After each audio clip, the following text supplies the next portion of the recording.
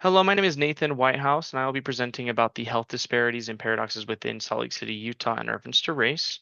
Majority of the presentation is going to be about health disparities in the Salt Lake City community, and then I will provide an example of a paradox that applies to health disparities in Salt Lake City at the end of the presentation. So for starters, I'd just like to go off by explaining, describe, and defining what these words mean. So, a health disparity is a health difference that adversely affects a disadvantaged populations in comparison to a reference population based on one or more health outcomes. And then a paradox is a statement that is seemingly contradictory or opposed to common sense and yet is perhaps true. Some factors need to be taken into account as far as when we're incorporating them to understand what a health disparity is in Salt Lake City. Even though we're going to be focusing on the demographic within Salt Lake City as far as health disparities, it's just some information that's good to know as far as to reference the effects of this just in one city alone. So the total population of Utah as of July of 2023 is 3,417,734 residents in the state of Utah. Um, when discussing the factors that play into measuring the health disparities in Salt Lake City, we must start with the reference population. And due to the highest population percentage within the state of Utah being white, we will be using the the white population of Utahns as their main reference point. Um, and in the state of Utah, 89.8% of the Utah population is white or Caucasian. 1.6% is American Indian or Alaskan Native. 2.9% are of Asian descent. Black African Americans residents are 1.6% of the Utah population. Hispanic Latino are roughly around 16% of the Utah's population. And finally, Native Hawaiian or Pacific Islander residents are 1.2% of the Utah's population, according to the Utah Census Bureau's data that was updated in July of 2023.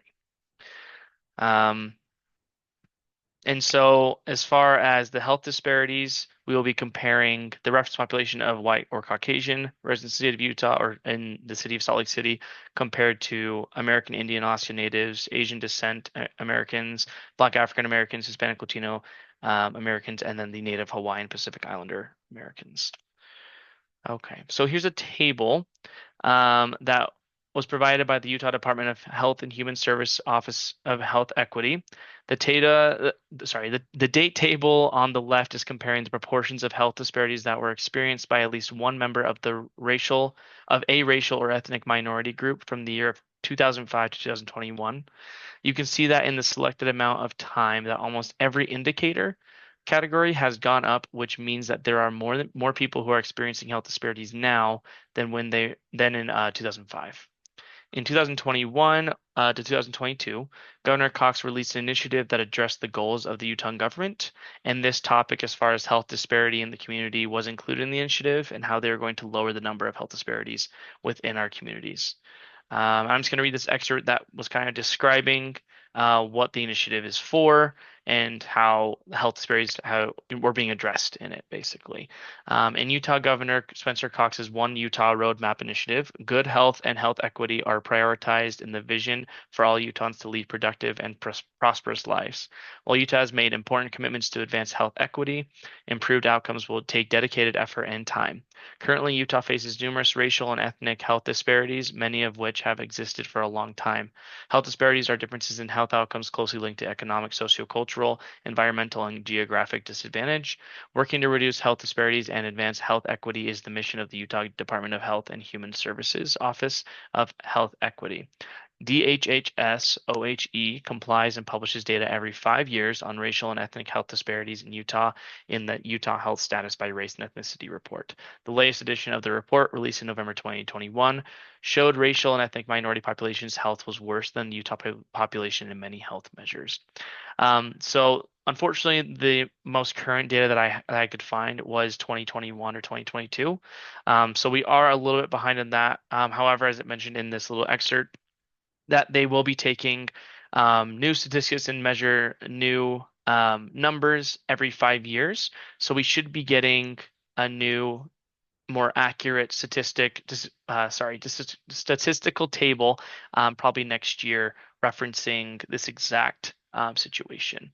And on the right here, I provided the exact excerpt from the initiative document that was mentioned, the One Utah Roadmap Initiative, explaining what their goals are as a government as far as improving these health disparities for not only racial groups, but also LGBTQ IA plus individuals and their families. The only issue with this is they don't have the full explanation as how they're going to, as far as the financials or how it's going to affect taxes in any way. But the fact that they are able to recognize it and see there's an issue is a great step towards progress in this type of situation. Um, all right, so this slide it kind of displays what an HII or Health Improvement Index is. The reason why this is important is because the Health Improvement Index is a measured score that is given to each small city within the state of Utah that measures the amount of burden of health disparities in diseases and health conditions within that small city. The higher the Health Improvement Index score, the more vital the need is for improvement. So between 2017 to 2022, Utah HII or Health Improvement Index scores in most small areas did not change at all. However, 1% improved two levels, 14% improved one level, and 26% declined in one level. The progress has been very minimal in the 5 years since we started to kind of look into this. However, looking into the specific city HII scores, you can see that even within the small cities that are located in Salt Lake City, that there's a big difference between the lower income housing cities and the higher middle income housing cities. So down here in the bottom right of the screen, you can see here that there's a listed numbers as far as, I think this was updated in 2022. So you can see that in Salt Lake City and Rose Park in particular, they have a very high health improvement index, which means that they have a very strong need for improvement as far as health disparities. Compared to the Avenues, that is about a 14-minute drive from Rose Park, who has a average health improvement index. So they're not nearly as in much need as Rose Park. There's only a 14-minute drive difference. These cities are just the Salt Lake City small cities that are within the Salt Lake City domain. And you can see there's a wide variety of need in these areas that are generally around 15 to 20-minute drives from each other. So looking at the demographic of these small cities, you can see that the lower household income Utah residents are mostly located in the Salt Lake cities that have the higher HII score. And if you take a look at the racial demographic of the proportional percentages of race that fall under the below poverty level in the Salt Lake City area, you can see why there's a number of health disparities in these communities. So looking at this colored map here, you can see here based off the key below that there's a lot more orange and red and yellow around Salt Lake City besides the green area. And the cities that have the very high HII levels correlate with the lower income housing within Salt Lake City. These graphs to the right of us show that the proportional percentage of the racial population who is under the poverty level within Salt Lake City. So even though the overall population of the amount of people in the area, the highest one is the white or Caucasian population of 17,665 people. 25% of Salt Lake City's African American population is 25% of them are under the poverty level. Same with that, American Indians, they're about 62%. Asian Americans are 23%, and so on, which does show that the health disparities within these communities are affecting these people in particular here, because the proportional percentage of the whole population within Salt Lake City is much higher for these individual minorities. All right. And finally, the paradox statement. So in Salt Lake City, the healthier the city becomes, the greater the gap grows between those who thrive and those who are left behind. So what makes this statement a paradox? The phrase highlights a paradox where as overall health improvements in Salt Lake City progress, They are reflected by higher health improvement index scores. The disparity in health outcomes between different communities or populations actually widens. It suggests that while some areas or groups are benefiting from these improvements, others are still struggling or not experiencing the same gains, which reflects systemic inequities in access to healthcare, resources, or other factors that can lead to better health despite citywide progress. In essence, the paradox lies in the fact that progress for some can highlight or even worsen inequalities for others.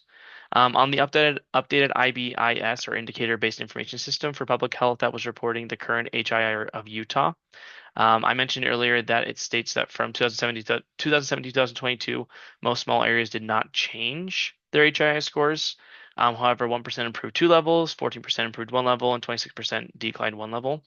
They don't recognize what cities moved up or down, and the most likely reason is because they are cities that were most likely considered average to begin with, or they became renovated, which pushed anyone within the lower income class out of that area, which was causing the 26% decline um, down to one level.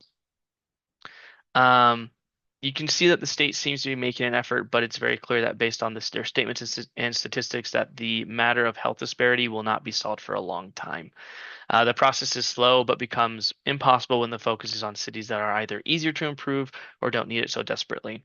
It shows that there is some systemic racism that is unintentionally still affecting these groups of people that live in these lower income communities. That's basically everything I have for you. I just like to have this reference page. So if you have any questions, please refer to these references. Um, but yeah.